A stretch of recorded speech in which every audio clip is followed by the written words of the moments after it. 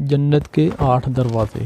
باب الصلاۃ نمازیوں کے لیے، باب الجہاد مجاہدین کے لیے، باب الریان روزہ داروں کے لیے، باب الصدقہ صدقہ خیرات کرنے والوں کے لیے، باب الحج حج کرنے والوں کے لیے، باب الایمن اللہ تعالیٰ پر کامل توکل رکھنے والوں کے لیے، باب الکاظمین الغیظ والعافین عن الناس غصے کو دبانے والے اور لوگوں کو معاف کرنے والوں کے لیے،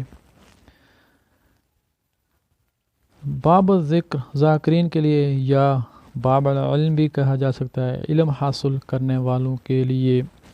اسی طرح جہنم کے 7 طبقات، جہنم، سعیر،